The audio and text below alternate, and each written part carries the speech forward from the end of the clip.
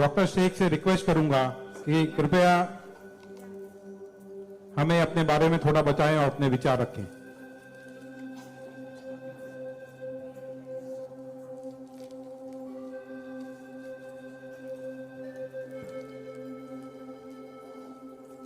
सबसे पहले तो मैं अल्लाह रब्बुल इज़्ज़त की बहुत ज़्यादा शुक्रगुजार हूँ कि उसने मुझे इतनी इज़्ज़त दी और इस मकाम तक पहुँचाया कि मैं अपनी लाइफ के जो फैक्ट्स हैं, जो जर्नी में आपके साथ शेयर कर सकूं। मैं बहुत ज़्यादा शुक्रगुजार हूँ भारत विकास परिषद की प्रेसिडेंट सुनील शाह की, और उससे ज़्यादा शुक्रगुजार हूँ यहाँ पे हमारे प्यारे डॉक्टर अनिल मुरारका सर की, जिनके सपोर्ट की वजह से हम बहुत सारी जगह पे जाते हैं और लोगों को मोटिवेट करते हैं। और जितना डॉक्टर अनिल मुरारका सर एक डिसेबिलिटी को लेकर जितना कंसर्न है, उतना मैंने किसी को नहीं देखा। तो I really thankful for him for that. 2008 मैंने अपना 10th क्लियर किया था। मैंने टॉप किया था पूरे जोगेश्वरी में विद 92.15% लेकर, और मेरा ख्वाब था कि मैं डॉक्टर बनूं और लोगों को सर्व करूं। मैं मिडिल क्लास से ताल्लुक़ रखती हूँ। मेरे जो अब्बू हैं वो वेजिटेबल वेंडर हैं, तो हमारे घर पे बहुत फाइनेंशियली प्रॉब्लम थी। तो मेरा बस एक ख्वाब था कि मैं डॉक्टर बनूं, लोगों की हेल्प करूं, और उसके लिए मैंने साइंस में एडमिशन लिया। देन 11 साइंस जब मैंने एडमिशन लिया, मेरा कॉलेज बांद्रा में था और मेरा घर जोगेश्वरी में। मैं रोज लोकल ट्रेन से ट्रैवल करती थी Jogeshwari to Bandra. 7 October 2008 that was the day जब मैं कॉलेज से घर वापस आ रही थी। मेरे सेमेस्टर चल रहे थे उस वक्त, और सुबह 10 बजे का वक्त था। 10 बजे, आप सब लोग मुंबई से बिलोंग करते हैं, सबको पता है लोकल ट्रेन में बहुत रश आर होता है। वो ट्रेन जब अंधेरी से निकली, मैं अपनी सीट से उठी और मुझे नेक्स्ट स्टेशन मेरा जोगेश्वरी था, मुझे वहां उतरना था। लेकिन मेरे सीट से उठने और स्टेशन के आने तक के बीच में वो एक लम्हा था जिसमें मेरी पूरी जिंदगी बदल गई। मैं जब सीट से उठी, उसके नेक्स्ट मोमेंट मैंने अपने आप को ट्रेन की पटरियों के नीचे पाया, और जब मेरी आंखें खुली तो वही ट्रेन जिसमें मैं ट्रैवल कर रही थी वो मेरी आंखों के ऊपर से बहुत तेजी से गुजर रही थी। एक लम्हे को लगा कि मैं कोई ख्वाब देख रही हूं, लेकिन जब ट्रेन पूरी तरह से मेरे पैरों से गुजर गई, मैं वहां हेल्पलेस थी। और जब बहुत दूर जाके किसी ने चेन रोकी, वो ट्रेन रुकी, और उस ट्रेन को रुकता हुआ देखकर मुझे एहसास हुआ कि मैं कोई ख्वाब नहीं देख रही हूं, मैं सच में ट्रेन से गिर चुकी हूं, और मैंने अपनी दोनों टांगे उस ट्रेन के पहियों के नीचे आ गई है जिसमें मैं ट्रैवल कर रही हूँ। वो पूरी 12 डब्बे की ट्रेन मेरे पहियों से गुजर गई। किसी ने चेन रोकने की हिम्मत नहीं की। और मैं जब वहां गिरी तो लोगों ने मुझे देखा, और 10-15 मिनट बाद काफी लोग आए, मेरे आसपास खड़े हो गए। मेरे पास सेलफोन नहीं था।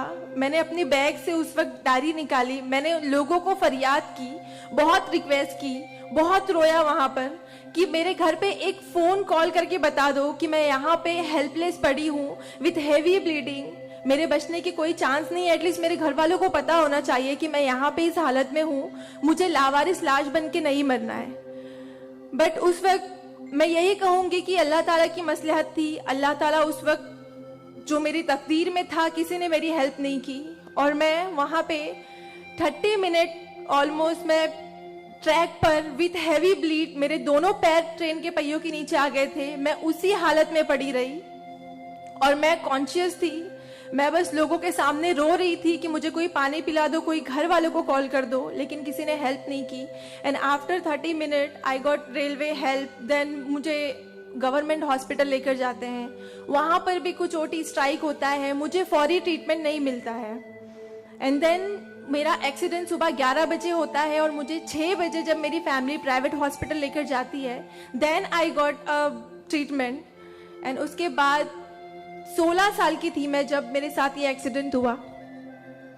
आप समझ सकते हैं 16 साल की उम्र में 1 मिनट में मेरे 2 पैर कट गए थे, मैं डिसेबल हो गई थी, मैं हेल्पलेस हो गई थी, मैं खुद से उठ नहीं पा रही थी, ना बैठ पा रही थी, ना एक तरफ से दूसरी जगह मूव हो पा रही थी।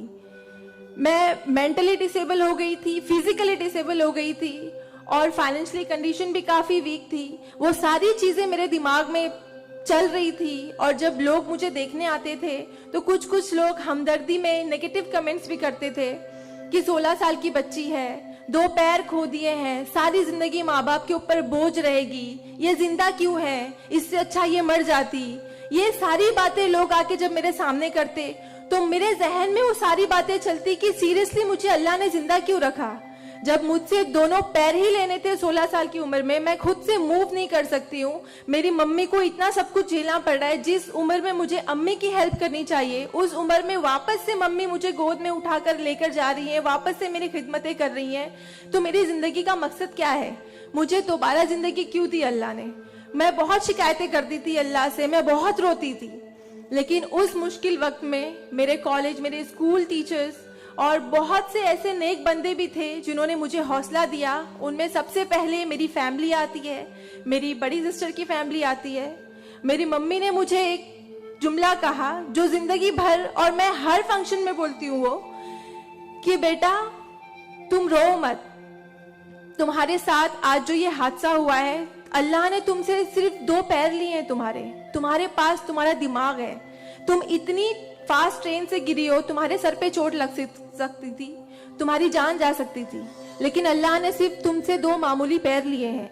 क्या पता फ्यूचर में तुम्हारे लिए बहुत कुछ रखा हो। तब मुझे बातें उनकी समझ नहीं आती थी, लेकिन अल्हम्दुलिल्लाह अल्लाह का लाख लाख शुक्र है कि आज इस मौके पर जब लोग मुझे एज अ इंस्पिरेशन समझते हैं, एक आइडियल करते हैं, तो मुझे समझ में आता है कि मेरी अम्मी सच बोलती थी कि हौसला रखो, सिर्फ 2 टांगे गई है। आज मैं जब अपने प्रोस्थेटिक लेग से चलती हूँ तो लोगों को पता नहीं चलता कि मेरे पास 2 पैर नहीं है, मेरा एक पैर थाइस के पास से नहीं है, दूसरा नी के पास से नहीं है, बट लोगों को ये अंदाजा नहीं होता है। तो बस मेरी अम्मी ने जो एक बात कहा था कि अल्लाह पे यकीन रखो बच्चा, तुम्हारे साथ जो हो रहा है और जो होगा वो सब अल्लाह ने प्लान किया हुआ है, तुम बस हिम्मत मत हारो कभी भी, और बस डटे रहो अपने जुनून के पीछे कि तुम्हें डॉक्टर बनना है। तुम्हारी 2 टांगे नहीं तो क्या हुआ, तुम्हारे पास दिमाग है, तुम ज़हीन हो, तुम आगे बढ़ो। और क्या पता तुम आगे लोगों को लोग तुम्हें आइडियलाइज करें इस चीज को लेके। मेरे डॉक्टर संजय कंधारिया, ऑर्थोपेडिक सर्जन, उन्होंने सबसे ज्यादा सपोर्ट किया इस बात को लेकर कि तू डॉक्टर बन। मैंने अपने जीने की उम्मीद छोड़ दी थी, डॉक्टर बनने की उम्मीद छोड़ दी थी, लेकिन जब उन्होंने मुझे बताया कि तुम डॉक्टर बन सकती हो, तुम बनो, देन मैंने प्रिपरेशन स्टार्ट की। सीईटी कॉमन एंट्रेंस टेस्ट होता है to getting admission in medical college, मैंने वो क्रैक किया। I got 3rd rank all over Maharashtra in PH quota. And after that मुझे बहुत खुशी हुई कि मैंने 3rd रैंक क्लियर किया है। Now I got admission, I will get admission in MBBS. But वहां पर भी एक प्रॉब्लम थी मेरे लिए कि मुझे डिसेबल परसेंटेज 89% डिसेबल हूं मैं, और मेडिकल में एडमिशन के लिए 40 to 70 there is a criteria to get admission for MBBS. मैं मोर देन 70% डिसेबल हूँ, ये कहकर मुझे उन्होंने डिनाई किया कि आप एलिजिबल नहीं हो, आप एमबीबीएस में एडमिशन नहीं ले सकते हो, आप डॉक्टर नहीं बन सकते हो। तो उस बात को लेकर मैं बहुत डिप्रेस हो गई।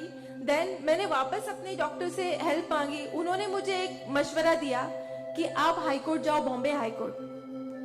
और जिस बात के लिए एक नॉर्मल स्टूडेंट को सिर्फ पढ़ाई करनी होती है, अच्छा रैंक लाना होता है, मुझे उस चीज के लिए मैंने वो किया, लेकिन उसके बाद भी मुझे बॉम्बे हाई कोर्ट जाना पड़ा। एंड मैं गई, मैंने अब हार नहीं मानी और मैं गई, बिकॉज वो मेरा हक था, मुझे डॉक्टर बनना था।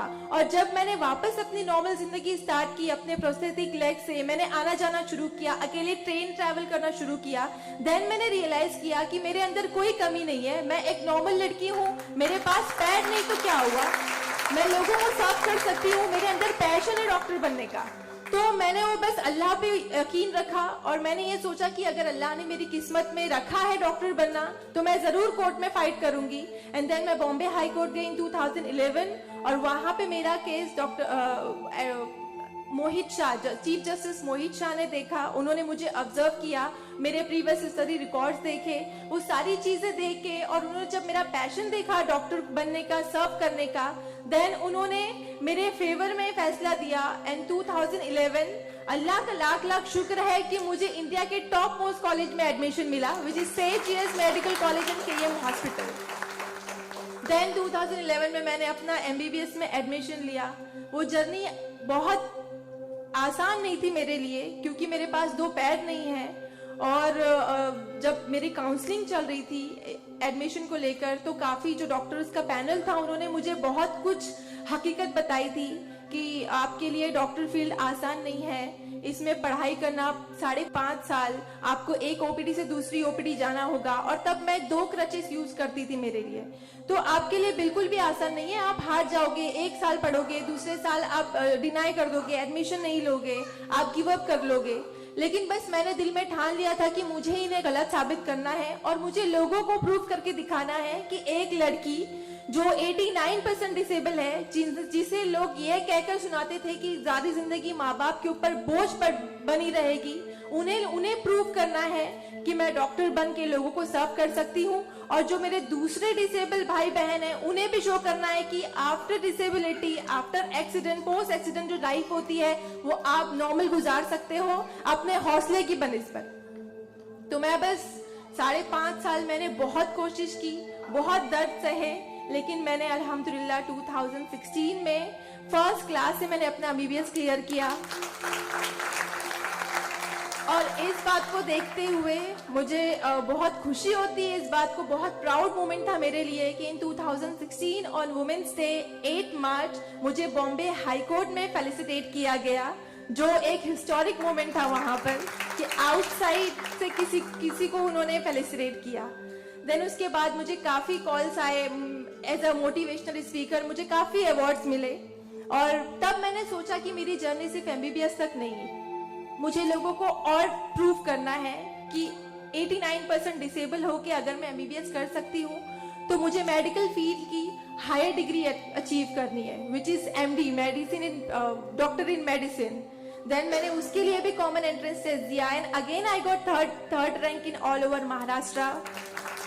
और यहाँ पर भी देन अगेन उन्होंने प्रॉब्लम क्रिएट की मेरे लिए। After completing my MBBS with flying colours, उन्होंने वापस मेरा मेडिकल एडमिशन डिनाई किया कि आप नहीं कर सकते हो because you are 89% disable. Then मुझे एक बहुत हम्बल इंसान मिले, member of parliament Kirit Somaiya sir. उन्होंने फौरन से मेरी एप्लीकेशन सेंट्रल हेल्थ मिनिस्टर के पास लेकर गए और वहां से विद इन 2 डेज ये जो क्राइटेरिया है 40 to 70% डिसेबिलिटी का मेडिकल में एडमिशन के लिए, this is a 20 years old clause, और विद इन 2 डेज ये क्लॉज चेंज करवाया उन्होंने बिकॉज ऑफ माई एप्लीकेशन। वो क्लॉज चेंज होके बस ये है कि मिनिमम 40% क्राइटेरिया है और मोर देन 70% जो भी डिसेबल हैगा they will get admission in medical field.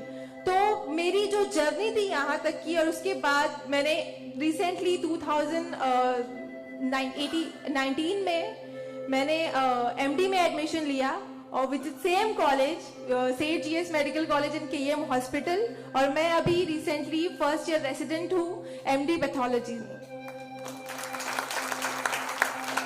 मेरी जो यहाँ तक की जर्नी है मैंने बहुत अच्छे से तो नहीं बताया आपको, लेकिन बहुत सारी बातें मिस है इसमें बिकॉज मेरे पास टाइम नहीं है, आप लोगों को भी लेट हो रहा है।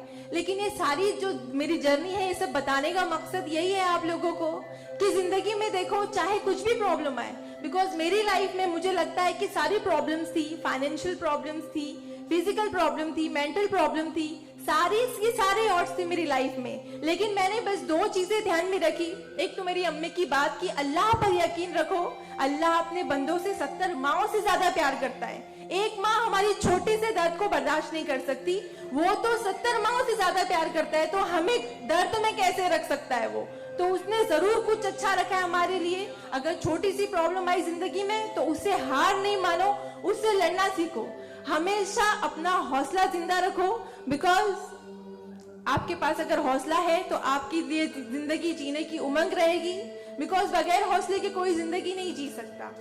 तो आप लोग प्लीज, अगर छोटी से छोटी प्रॉब्लम भी आए, कोई भी परेशानी आए, आप लोग लड़ना सीखिए और जिंदगी जीना सीखिए।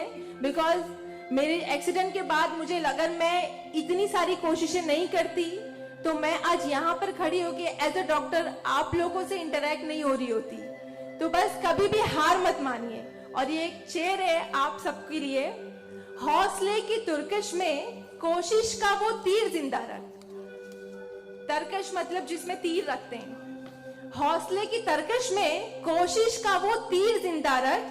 हार चाहे जिंदगी में सब कुछ, हार जा चाहे जिंदगी में सब कुछ, मगर फिर भी जीतने की उम्मीद जिंदा रख। Thank you so much, thank you all of you, मुझे इतने अच्छे से सुनने के लिए। और मैं बहुत ज्यादा थैंकफुल हूँ डॉक्टर अनिल सर की और भारत विकास परिषद की कि उन्होंने मुझे इतना सुनहरा मौका दिया आप लोगों से इंटरैक्ट का। Thank you. धन्यवाद।